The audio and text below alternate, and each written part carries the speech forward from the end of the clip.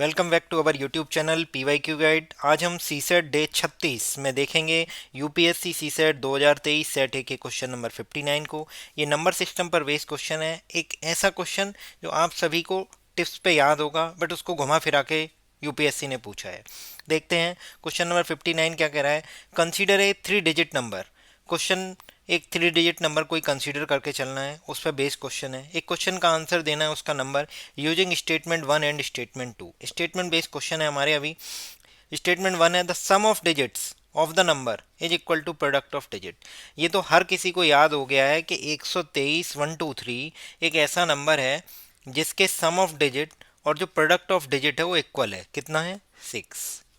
1 + 2 + 3 और 1 × 2 × 3 सबको पता है कि ये 6 है। बट क्वेश्चन ये क्या है, क्वेश्चन स्टेटमेंट 2 है the number is divisible by sum of the digit of the number. अब वो जो नंबर है divisible by sum of digit of the number, मतलब वो नंबर जो है वो 6 से डिविजिबल भी होगा। बट आपको बता देते हैं, अगर क्वेश्चन में हमसे बोला गया है कि sum of digit of the number is equal to product of its digit, मतलब कथन 1 में है उस संख्या के अंकों का योगफल अंकों के गुणनफल के बराबर है। इसका मतलब यह है कि वो नंबर 1 2 3 के अलावा बहुत सारे हो सकते हैं। ये 1 2 3 तो हमें याद है, बट अगर 1 2 3 में देखें कि नंबर ऑफ डिजिट्स कितनी है, नंबर ऑफ डिजिट्स कितनी है? 3।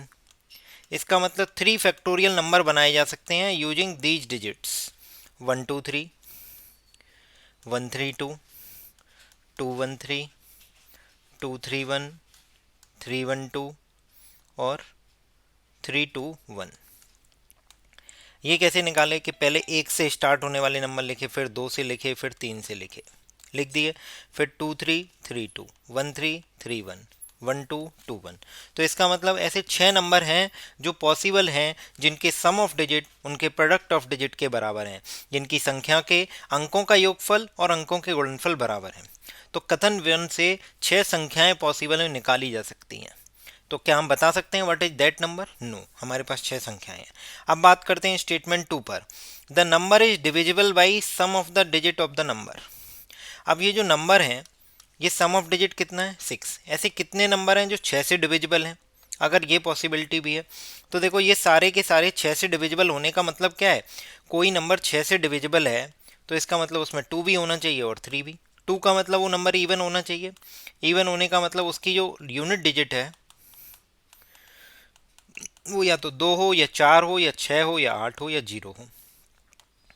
किसी नंबर की डिविजिबिलिटी टेस्ट चेक करनी है, 2 से वो विभाजित है यानी वो कोई नंबर इवन है यानी सम संख्या है यानी, तो उसके लास्ट में या तो 0 हो, 2 हो, 4 हो, 6 हो, 8 हो, इनमें से कोई एक हो। अगर कोई नंबर हमें चेक करना है कि वो 3 से डिविजिबल है यानी 3 से पूर्णतः विभाजित है या नहीं, तो उसका जो सम ऑफ डिजिट है, क्या? सम ऑफ डिजिट। तो सम ऑफ डिजिट अगर सम ऑफ डिजिट अगर 3 से डिविजिबल होगा तो वो नंबर भी कंप्लीटली डिविजिबल होगा, मतलब रिमाइंडर 0 देगा। जैसे अगर बात करें, अगर कोई नंबर 6 से डिविजिबल है तो वो 2 से भी होना चाहिए, 3 से भी होना चाहिए। तो मैंने कहा अगर वो 2 से है तो इसका मतलब एक तो ये नंबर है जो इवन है और एक ये नंबर है। ये दो नंबर ऐसे हैं जो 2 से डिविजिबल होंगे। क्लियर? अब हमें देखना है कि 6 से डिविजिबिलिटी टेस्ट चेक करना है, क्योंकि क्वेश्चन में बोला गया है कि वो नंबर उसके सम ऑफ डिजिट से डिविजिबल होना चाहिए। तो ये दो पॉसिबिलिटी हो गई। ये दोनों 6 से डिविजिबल होंगे। कैसे? क्योंकि ये इवन भी हैं, 2 आ रहा है इनके लास्ट में, और इनका सम ऑफ डिजिट कितना है? 6, जो कि 3 से डिविजिबल है। 6 जो है 3 से भाग चला जाएगा ना, तो रिमाइंडर कितना देगा? 0। तो इसका मतलब हमारे पास स्टेटमेंट 1 से 6 नंबर आए। कौन कौन से? 1 2 3, 1 3 2, 2 1 3, 2 3 1, 3 1 2 एंड 3 2 1। स्टेटमेंट 2 से दो नंबर निकल के आए। वो दो नंबर कौन कौन से आए? 1 3 2 एंड दूसरा 3 1 2। ये वो नंबर हैं जिनके सम ऑफ डिजिट ये वो नंबर हैं जो अपने सम ऑफ डिजिट से डिविजिबल होंगे। सम ऑफ डिजिट कितने हैं? 6। 6 से डिविजिबिलिटी टेस्ट हमने चेक किया, 2 और 3 से डिविजन। 2 से मतलब इवन होने चाहिए। तो इन 6 नंबरों में इवन नंबर कौन से हैं? 1 3 2 एंड 3 1 2। 3 से डिविजिबिलिटी टेस्ट हमने बताया कोई भी नंबर 3 से पूर्णतः विभाजित तब होगा जब उसका सम ऑफ डिजिट 3 से डिविजिबल हो। तो इनका सम ऑफ डिजिट कितना है? 6। 6 3 से पूर्णतः भाग चलाता है, तो क्योंकि 3 2 6 होते हैं।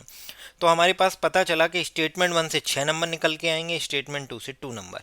हम एग्जैक्टली वो नंबर नहीं बता पाएंगे जो इन दोनों कंडीशंस को सेटिस्फाई करे। तो इसका करेक्ट आंसर क्या होगा?